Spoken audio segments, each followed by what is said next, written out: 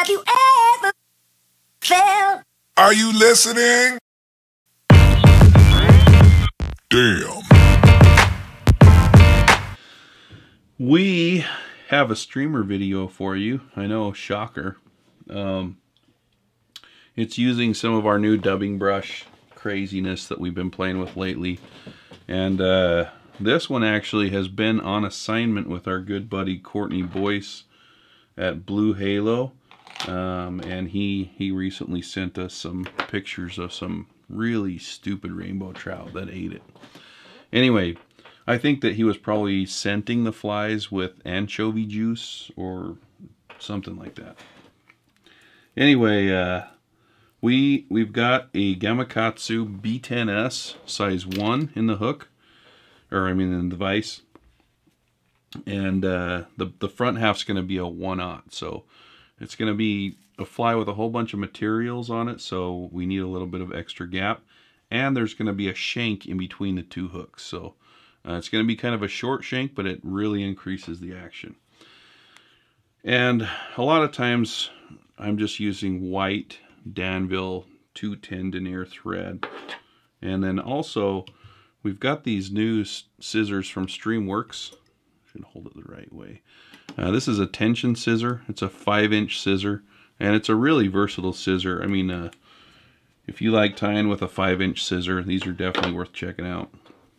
So the tail on this is the only thing that's going to be natural materials. And so I've got a piece of nice Nature Spirit Prime Long Marabou in tan.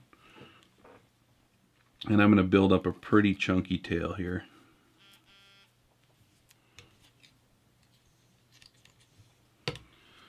Just like a lot of the streamers with tails, it's pretty messy until you get wrapping a body onto it.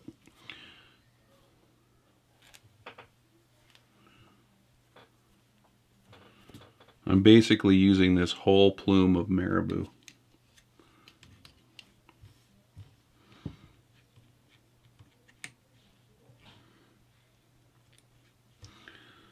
Okay, so the main body of this fly is tied out of this brush right here.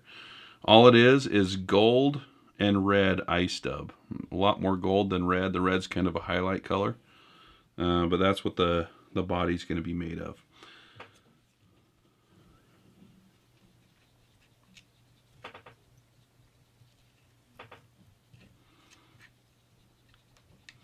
So once I have that tied in, I'm just going to take some kind of loose wraps to go up the shank of the hook.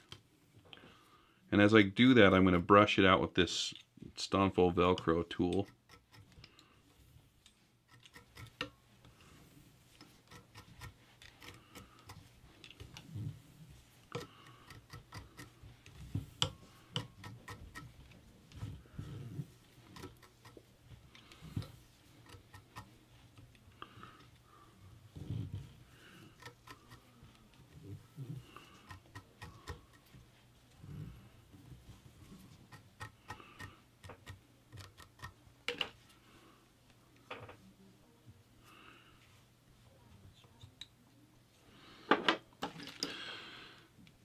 And we've got these cool flush cutters.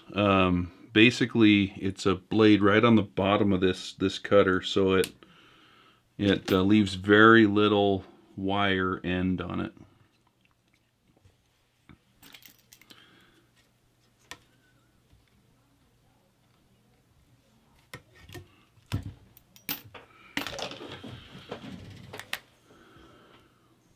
So I'll just color my thread. You can use red thread if you want, but this is also another way to achieve that. Then we'll take a little bit of, whoa, maybe a lot bit of water-based head cement. Why are you trying to sabotage my flies, Curtis? Jeez.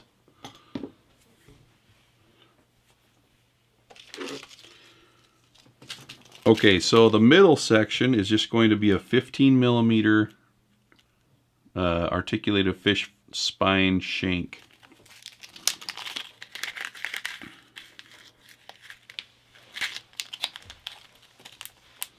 And it's not there to add a lot of length to the fly. It's just, it kind of helps with the motion. So once that's in there, just you're going to have to adjust your vise to make sure that's really tight in there. Let's see. So just like that.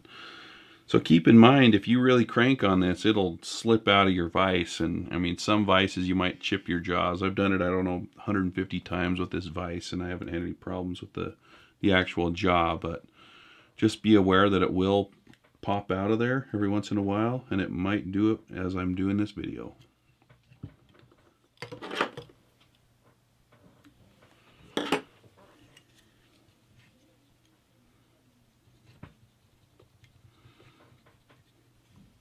Alright, so now that we've got that all dressed up, we'll just wrap some more of this dubbing brush on there.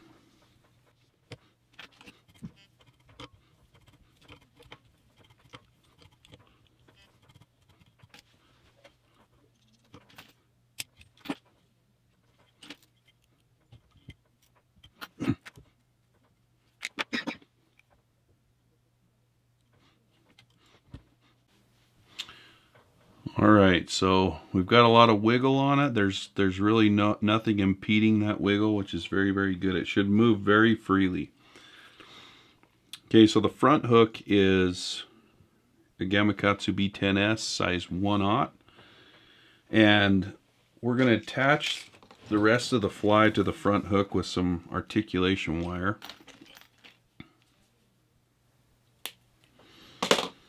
And it's going to be kind of unique.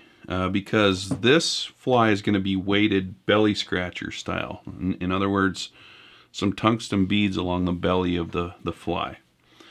It's been a method that we've been playing with for a few years now, and it's a really, really good way to invert your fly. And you can make your fly about as adjustable and as heavy as you want. Okay, so I'm going to take kind of a long piece of the wire, and I'll place it on the hook just like that, a little bit back from the eye, and I'm going to wrap a little bit down the bend of the hook, because that will help the back half of the fly from fouling on the front hook. And I'm just going to use one articulation bead on this. And on some of them I don't use a bead at all, I just make a really small loop of wire.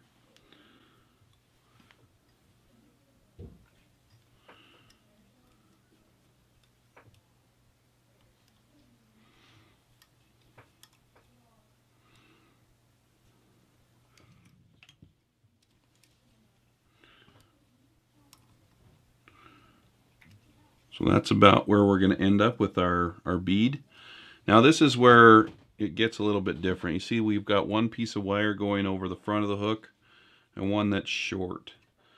So I'll wrap this up about to here, and then I'll grab both of those and pull them back. And I'll stop right there.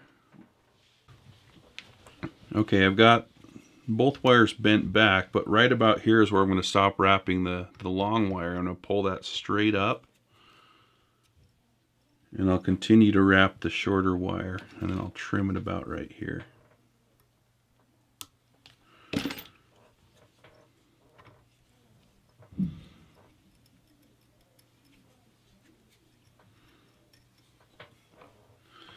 And I'm actually going to super glue this now to really add some durability. Some very thin super glue. We have got the thin Zappa Gap on our site, which it works really well. And then I'm going to attach the same brush behind this wire, and I'm going to wrap it up to about right here where my thread is. And I might end up bleeding by the end of this because we got stuff going everywhere.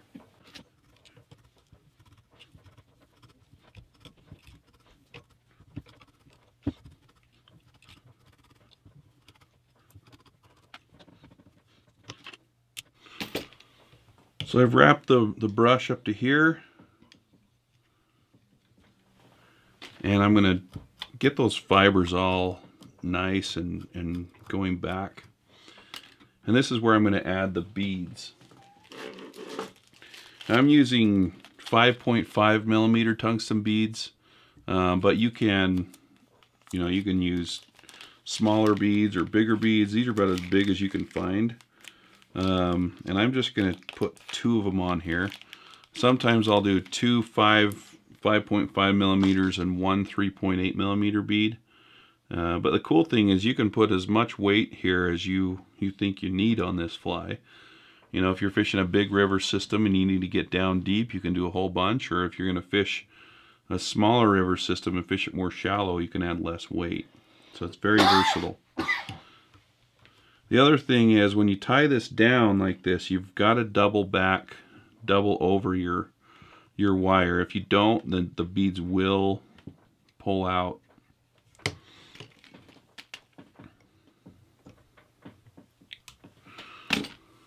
All right, so that's how it looks. It's going to kind of be hidden. You won't even be able to see those beads. And, you know, obviously this fly does ride hook point up. So it's an inverted fly. Now this dubbing brush is a lot more beefy. You can see that it's got maybe a little bit more stuff in there. So it's tan craft fur, gold and red ice dub, and then Senyo's predator wrap and UV barred. You see those nice UV little hints in there. And this will make a real nice big bushy head. And I'm just going to wrap that forward using the same method I did for the others. And you'll see this one's quite a bit longer fibers. And it's not going to look like much until we put the eyes on this fly. Actually, I'm going to switch to the comb.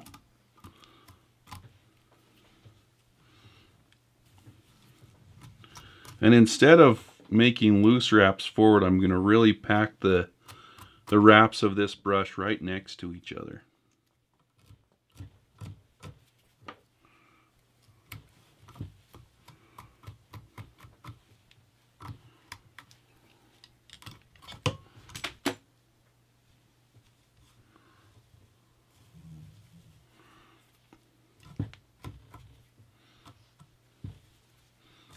Switching back and forth from the foam or the comb to the Velcro. All right, so right there is where I'm going to tie it off. Again, I'm going to kind of part the brush to find a tie-off spot and wiggle my thread. And it's not going to work if I have a whole bunch of fibers right here under the fly. So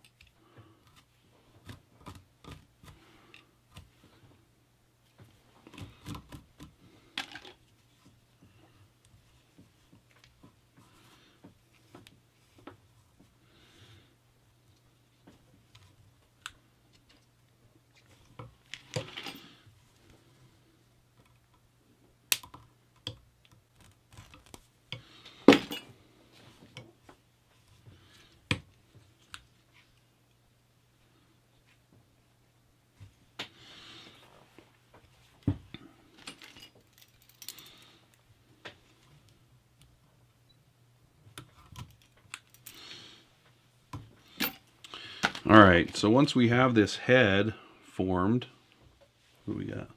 Anything? I'm going to brush all these fibers back. Free up any trapped fibers, which there shouldn't be a whole lot of them. And then it's going to be kind of a flat head. We're going to glue some eyes right here on the sides of it. First of all, we're going to get rid of that white thread.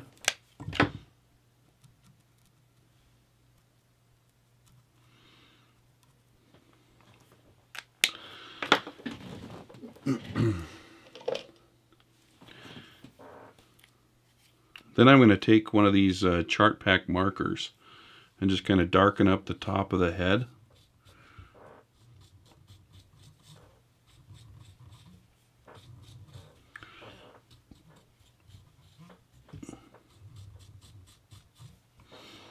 See, that darkens it up, and then I'm going to put some black stripes on the head as well. And if you get these chart pack markers, be careful the first time you open them, because they're pretty loaded up with ink, and they'll spit ink all over the place.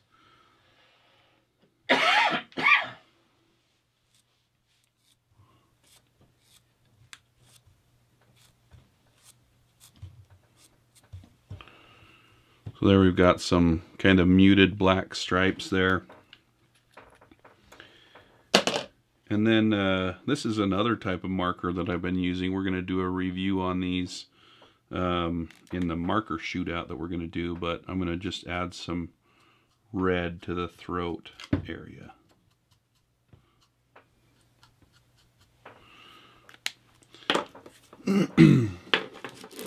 Okay, for the eyes, we're going to put on these fish skull living eyes in fire 8.5 or 8 mil.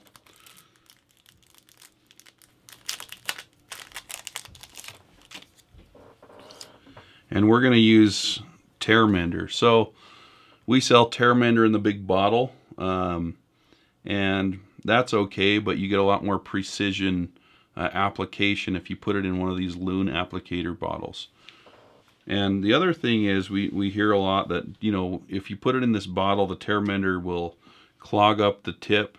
And that actually is all right, because you can just take off the tip of this and dig out any of the tear mender in there, and it'll pull right out and pull out any clogged sections, and then you're good to go again. So I'm going to turn it on its side and apply a section of tear mender. And I want to put enough on there so it'll seep down kind of into the core of the head and bind everything together. So you can see as I put that on, it seeps down in.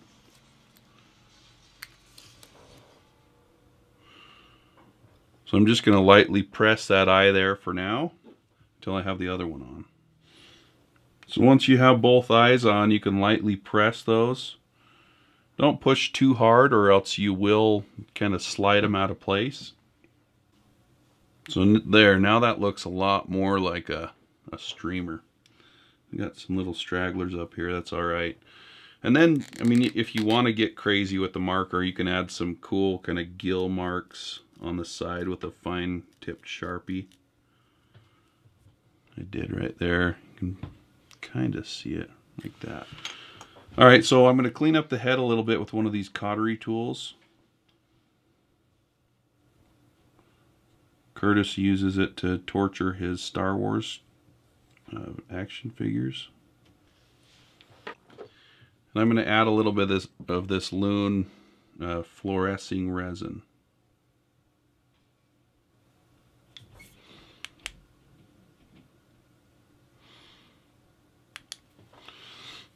All right, there you have it. That's the street sweeper. Everything you can,